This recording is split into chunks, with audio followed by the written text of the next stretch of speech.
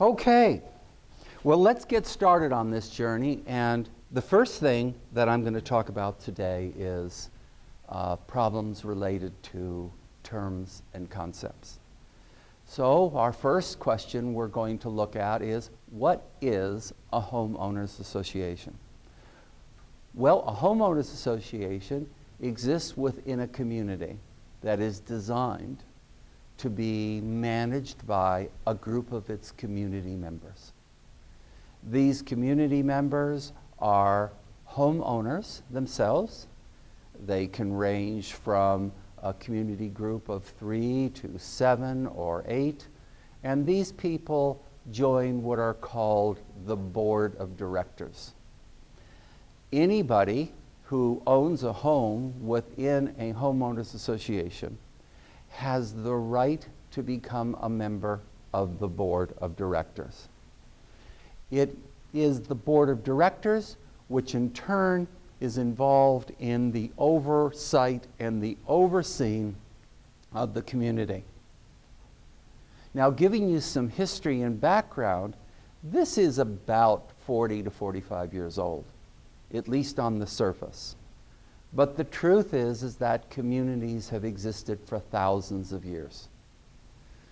But over time, someone decided that we could have a better community if we had these communities specifically designated and then managed and run by the homeowners themselves. At the beginning, this was good. But eventually, someone got the bright idea that this could be a money-making organization. It started slowly. You pay your dues. Those dues go into a fund. Those funds, in turn, are used to oversee the community, to take care of problems that might exist within a community in common area, maybe something that needs to be cleaned up, maybe an expense for accounting, any number of things. From there, it evolved to someone having the bright idea that maybe what we need to do is have a management company oversee the community. So now the homeowners turned to a management company and said, will you manage us? We're not adult enough. We're not smart enough to handle our own community. We need someone to come in and tell us what to do.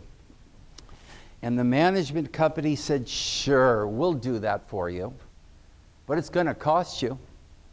And so homeowners associations got together and said, we'll pay you, management company, if you tell us how to live our lives. And so they did. Now, along the way, some things began to happen.